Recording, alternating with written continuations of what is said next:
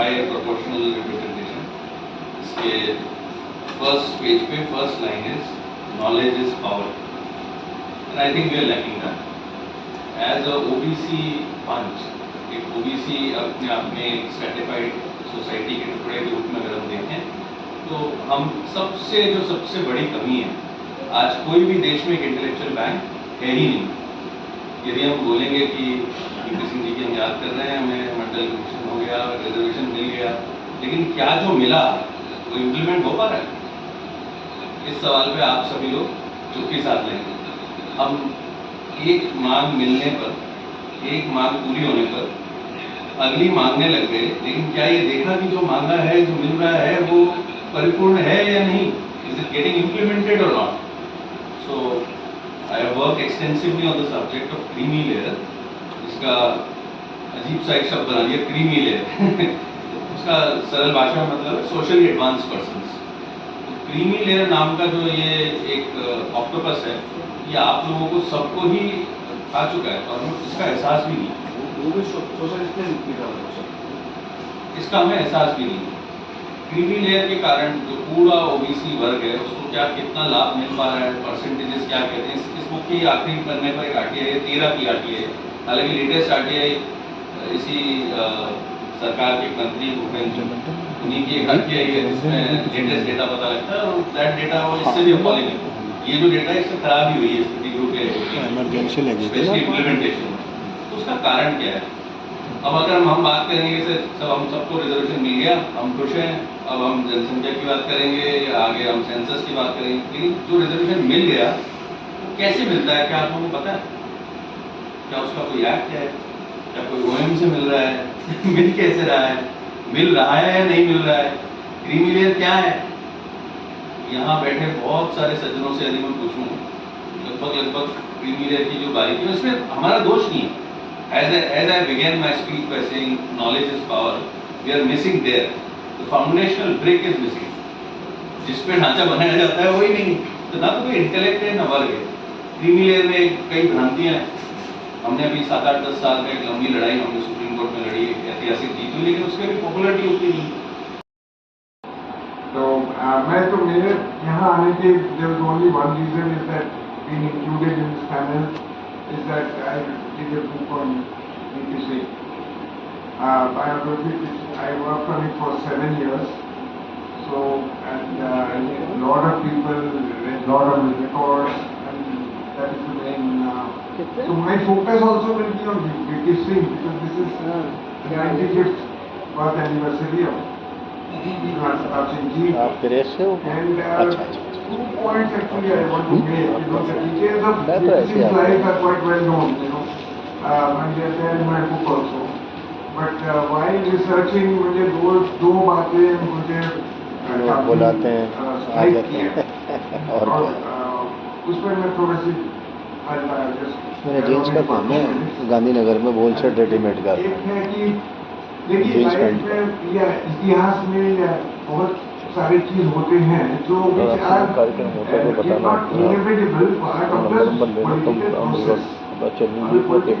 क्या है, but sometimes they get attributed to an individual.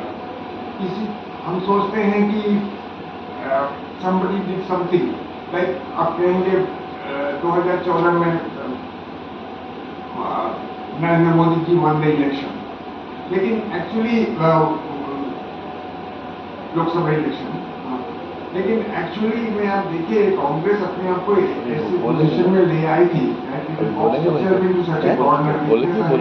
Corruption scandal.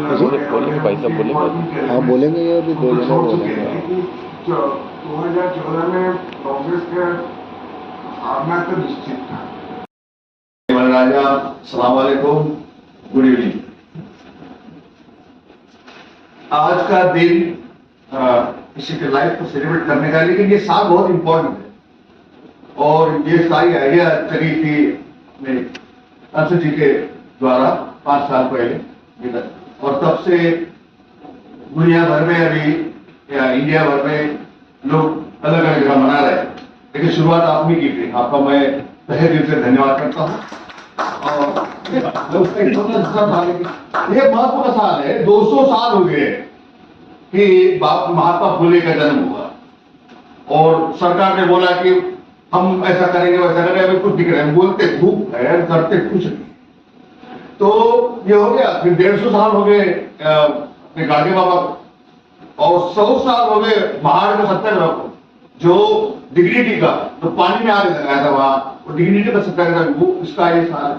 और जो हम लोग पढ़े लिखे हैं, लेकिन 200 साल हो गए उस मिशनरी को आके अमेरिका से आया था मिशनरी बम्बई में, उसका नाम था गॉर्डन हॉल, और वहां बड़ा उसने पहले स्कूल शुरू किया और सबके लिए, वहां सिर्फ ब्राह्मण पढ़ते थे, बाकी कोई नहीं। और पहला प्रिंटिंग मशीन लाया, उसका भी 200 साल हो गए।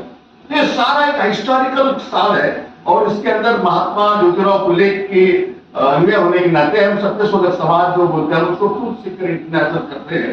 तो ये सबको याद करते हुए मैं जानता हूं कि unless you own your roots you cannot bear fruits.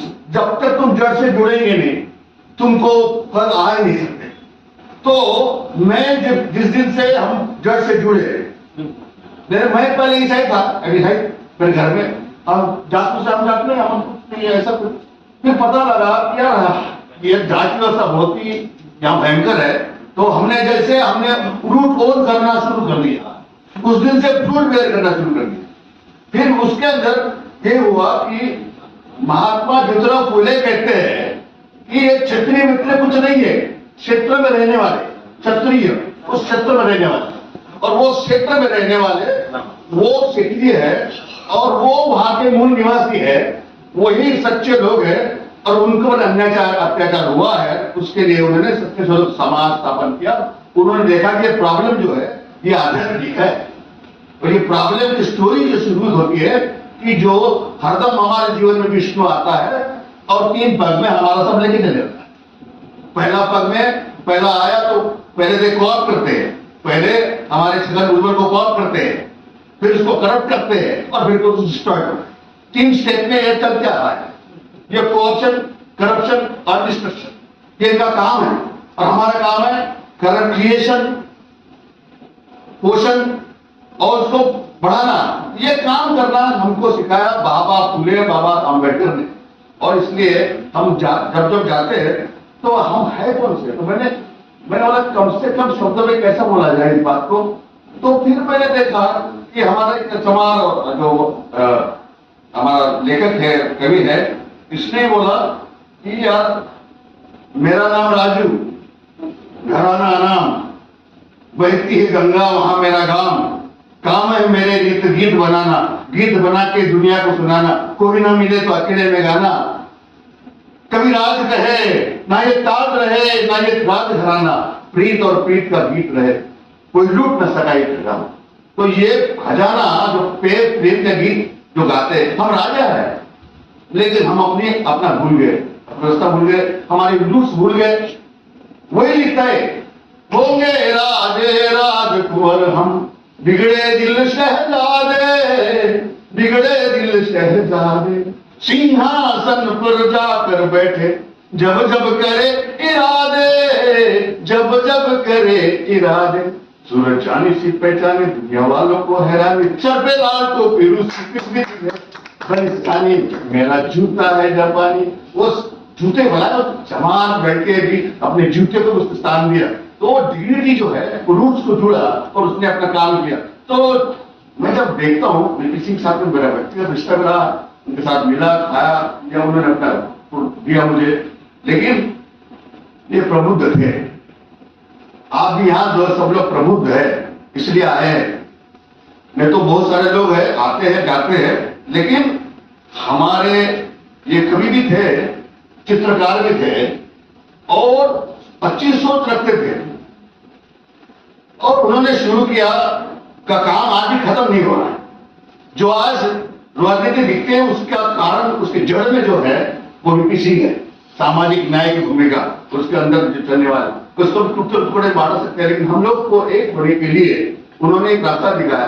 तो मंडल के इलाके में मंदिर बन गया, और मंदिर के बाद में मंदिर बन भी गया और मंदिर में चोरी भी शुरू हो गई, और हमारा काम वहीं से शुरू हुआ। ये भाई वाला हमारा बोलते हैं कि हम नॉलेज होना, नॉलेज पावर मिल रहा है, हमको नहीं पता ही नहीं, हमारे घर कहाँ है पता ही नहीं, और फिर हम बात कर रहे फल आएंगे, ऐसा करेंगे वैसा करेंगे। पहले तो जमीन तो तैयार कर भाई, जमीन तैयार करने का काम हम कर रहे हैं, सत्य समाज का काम कर रहे हैं, महात्मा ज्योतिराव फुले का काम कर रहे हैं। और इस 1600 साल होने के बाद भी आज हम अपने आप को बलिदान कहते हैं, बलिराजा के लोग हैं।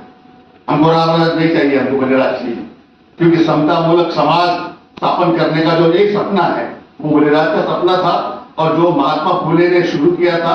और मैं ये सोचता हूं कि इस देश की स्टोरी जब तक बदलती नहीं, जब तक ये रामायण से बना तक नहीं आती, तब तक तुम इनके ही घेरे में कोप होते रहेंगे, करप्ट होते रहेंगे और डिस्टर्ब होते रहेंगे। इसलिए समतामूलक समाज की जो अपनी व्याख्या है उसको और प्रगल्भ करना पड़ेगा, और हमको दुनिया से जुटना पड़ेगा, और जुड़ेंगे एक दूसरे के साथ में तो ही राज करेंगे, नहीं तो फिर जूते खा ही रहे और खाते रहेंगे।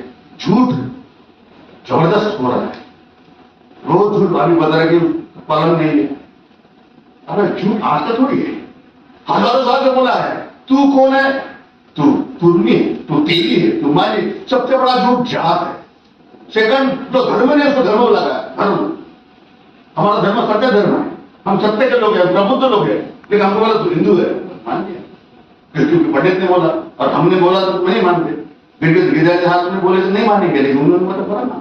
इतनी गुलामी है तो महात्मा ज्योतिराव फुले की हमारी लड़ाई कभी रोटी कपड़ा मकान की थी नहीं। हमारी लड़ाई थी सम्मान और पहचान की, और उस लड़ाई को करने के लिए उन्होंने बोला कि हम गुलाम हैं। ये भी आपके इन लोगों ने बहुत काम किया।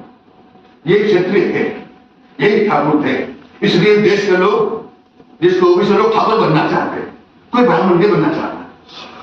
ठाकुर इसलिए बनना चाहता है कि ठाकुर में न्याय की व्यवस्था होती है। वो कलम कसाई है पंडित, वो अपने अधिकार को तोड़ता है, लेकिन ठाकुर जो है वो खड़ा रहता है। वो फिर अपने गायकवाड़ साहब रहे, शाहू महाराज रहे, वीपी सिंह रहे, या अर्जुन सिंह रहे, या फिर दिग्विजय सिंह रहे, कोई बात उनके अंदर। तो ये मैं भी ठाकुर बनना चाहता हूँ, मैं अपनी जड़ से जुड़ना चाहता हूँ। जय ज्योति, जय देवी। वीपी सिंह की जयंती पर उपस्थित वीपी सिंह की जीवनी लिखने वाले सम्मान्य देवाशीष मुखर्जी जी, माननीय सुनील सरदार जी, माननीय संजय जी, शाम जी और सम्मानित बंधु, आरक्षण एक ऐसा मुद्दा इस देश में जो हमेशा से विवादास्पद रहा है। वो विवाद कौन करते हैं? जिसका हक आप छीनना चाहेंगे, वो विवाद में खड़े हो जाते हैं। ये यदि आरक्षण मिला तो हमारा हक मारा जाए, तो विवाद करो हमारा हक, जैसे सुविधा भोगी वर्ग है तो मिलता है। जब जब भी आरक्षण मिला, शेड्यूल कास्ट को मिला हो, शेड्यूल ट्राइब्स को मिला हो, या ओबीसी को बाद में मिला। इन लोगों को भी आरक्षण जब मिले थे, उस जमाने में भी जब अम्बेडकर ने अंग्रेजों के जमाने में आरक्षण लेने का प्रयास किया था, पुनः प्रयत्न हुआ था, उसमें भी बहुत विवाद हुआ। आरक्षण एक मुद्दा ऐसा है जो जिसको भी दिया जाएगा वो विवाद से छूटा कभी नहीं, उसमें कोई चिंता की बात नहीं। हमारे देवाशीष मुखर्जी सम्मानी ने बताया कि जब वीपी सिंह जी ने आरक्षण लागू किया था, सैकड़ों बच्चे पेट्रोल छिटक के जलने लगे कि भाई क्या हो। अब आप समझ सकते हैं कि हक के लिए हम वीपी सिंह जी ने दिया और लोग जलने लगे। तो वो जागरूक है, वो समझता है कि मेरा हक छीना जा रहा है, हम क्यों इसको दें, जबकि वो हक छीना नहीं जा रहा, वो बराबरी कर दिया जाए। जो इतने बड़े आंदोलन वीपी सिंह के आरक्षण सब देने के बाद जो इस देश में हुआ है, वैसा कभी नहीं। इसके पहले भी बिहार में आरक्षण स्वर्गीय कर्पूरी ठाकुर जी जब बिहार के मुख्यमंत्री हुए थे, उन्होंने दिया। वहां कैसे ही आंदोलन, हम लोग उस जमाने में इंटर क्लास में पढ़ते थे, हम लोग को क्लास से भगा दिया गया, बस जला दिया गया, रेलवे लाइन रोक दी गई, मतलब क्या क्या नहीं किया। और बहुत बड़ा आंदोलन उस समय भी हुआ, क्योंकि उसको उतना मीडिया नहीं था जो हाईलाइट हुआ। लेकिन हम लोग जो छात्र थे, हम लोग को कॉलेज में नहीं पढ़ने दिया गया। बोला मैंने कितनी गालियां कर्पूरी ठाकुर ने सुनी होगी, स्वर्गीय हम लोग सब सुने, हम लोग भी गाली दी। ये तो लंबे दिनों से संघर्ष चला रहा, कोई एक दिन का संघर्ष नहीं है। क्या वो आरक्षण हम लोग को आसानी से मिल गया, और अभी आरक्षण मिला भी नहीं, कुछ पार्ट लागू हुआ। सही कहा सारे लोगों ने कि मंडल कमीशन के बहुत सारे बिंदु अभी भी ठंडे बस्ते में पड़े हुए। क्यों ठंडे बस्ते में पड़े हुए? जब मंडल कमीशन का रिपोर्ट 80 से 90 के बीच लागू नहीं हुआ तो इस देश में बहुत सारे पॉलिटिकल पार्टियों ने इस चीज को गांवों की ओर ले, हम लोग मंडल रथ निकाले थे। स्वर्गीय शरद जी के नेतृत्व में मंडल रथ चला था, पूरे बिहार में घुरा, उत्तर प्रदेश में घुमा, सब जगह घुमा, तो लोगों में जागरूकता आई। जागरूकता आने के बाद देना पड़ा। जब तक ये बात हम लोग यहाँ बैठ के कर रहे हैं, यहाँ से जब तक हम लोग गांव की ओर नहीं ले जाएंगे, जब तक गांव में जो लोग डिमांड नहीं करेगा कि मंडल कमीशन का जो बाकी बचे मुद्दे हैं, जो श्रेष्ठ पार्ट है उसको हमको मिलना, सब भूल गया। कोई इसका चर्चा भी, मान लीजिए बीपी सिंह जी की जयंती पर हम लोग आ जाए, हम लोग उनके ऊपर भाषण दे लिए, फिर चले गए, फिर कोई इसका चर्चा ही नहीं करता कि आगे क्या करें, कोई मतलब नहीं है, सब अपने अपने कामों में लग गया। असल में हुआ क्या कि सबको कुछ न कुछ मिल गया। पंचायती राज व्यवस्था लागू होने से क्या हुआ है, आरक्षण सबको मिल गया, तो लगा बहुत चीज मिल गई।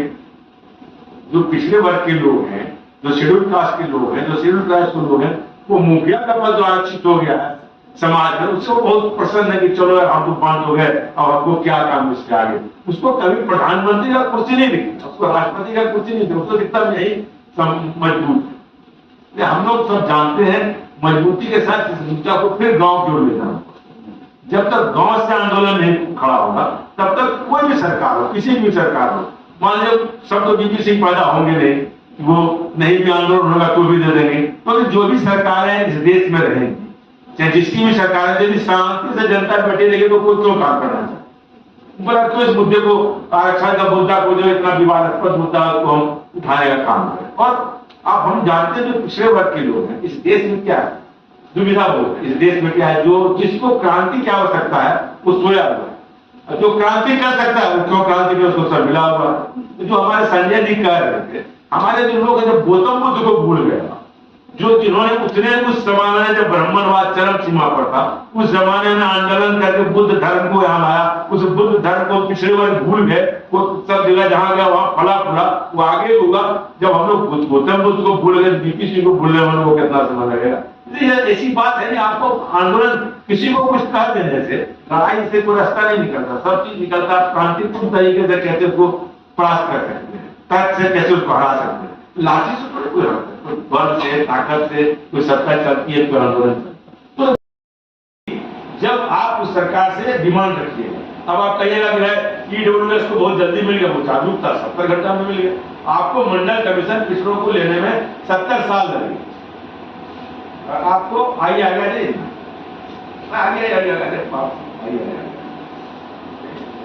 मंडल कमीशन को लेने में पिछले वर्ग को 70 साल लगे, शेड्यूल का इसको आयकर पूरा कोटा पूरा नहीं हो रहा, और जो ईडब्ल्यूएस में उसको 70 घंटा में मिल गया, पार्लियामेंट से पास हो गया, हाईकोर्ट चला गया, सुप्रीम कोर्ट, वो जागरूक लोग हैं। जब उनमें एकता है, उसमें जागरूकता है, उसमें समझदारी है, जब तक आप मजबूती से नहीं लगेंगे तब तक इस जो आरक्षण मिला भी खत्म हो जाएगा। हम आप आज बता दीजिए, कोई न्यायपालिका में हमको आरक्षण नहीं मिल रहा, कहाँ कोई डिमांड उठा पा है। जब बीपी सिंह जी ने यूपीएससी में आरक्षण दिया था, जब कर्पूरी ठाकुर जी ने बीपीएससी में आरक्षण दिया था, बहुत बवाल हुआ। आज लगता भी नहीं था कि आरक्षण को लागू कर सकता, लेकिन उन्होंने लागू किया। उसी प्रकार आज न्यायपालिका में आरक्षण हमको नहीं मिला हुआ है, कॉलेजियम अपने मन से जो होता है कर देता है, कोई उसके मुद्दा को भी नहीं उठा पा रहे। अब ये स्थिति में ओबीसी आ गया कि अपने डिमांड भी रखने की स्थिति में।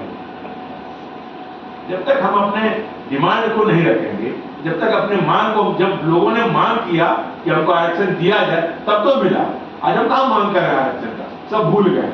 कोई विभिन्न बातों में लगे हुए हैं, कोई इधर कोई लगे हुए हैं कि हाँ ये काम हो जाए, वहाँ वो काम हो जाए। तो सबसे पहला बात है कि जब तक हम जागरूक नहीं होंगे, समझदारी से काम नहीं लेंगे। आप कोई रामलीला में देख जाइएगा, देखिए बड़ा भीड़ हो जाएगा, लेकिन कोई बैकवर्ड का कोई सम्मेलन करिए, पिछड़े जाति का कोई मीटिंग करिए, कर्पूरी ठाकुर का जयंती करिए, बीपी सिंह का जयंती करिए, बीपी मंडल का जयंती करिए, 100, 200, 500 आदमी नहीं आएगा हम लोग का पिछड़ा वर्ग का। लेकिन वही रामलीला, राम धूम, राम जग, वहाँ जग कोई चीज करने लगे, हजारों लोग चंदा लेकर चला जाए।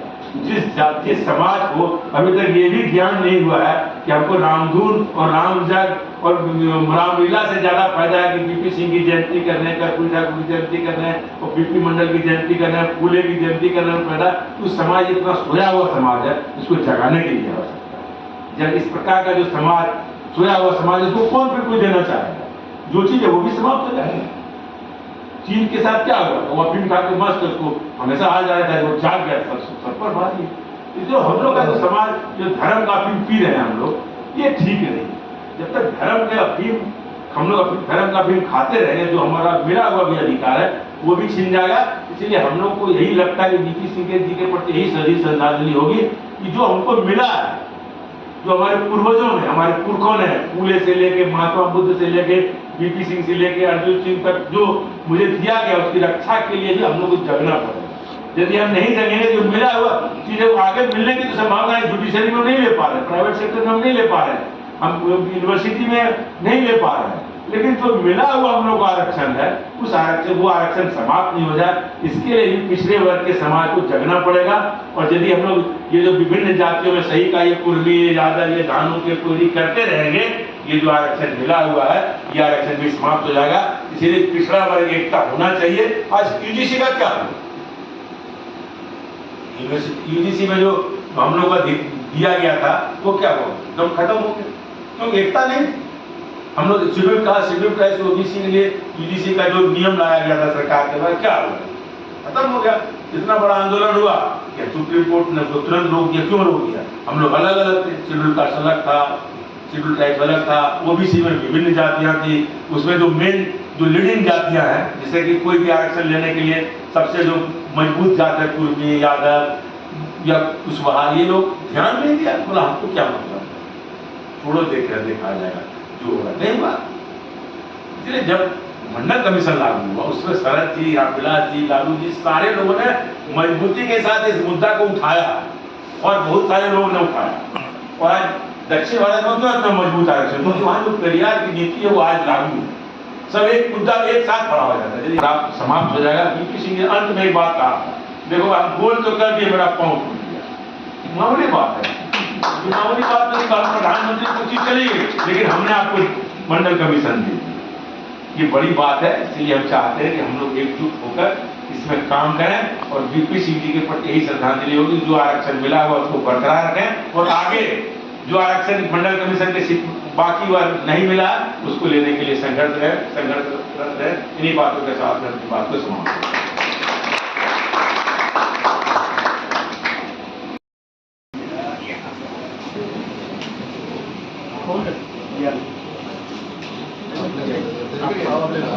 शाम से ले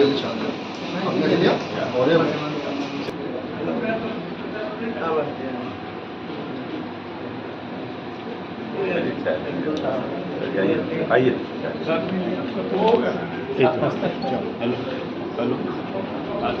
आज वीपी सिंह जी के जो कार्यक्रम कर रहे हैं, तो कैसे देख रहे हैं कि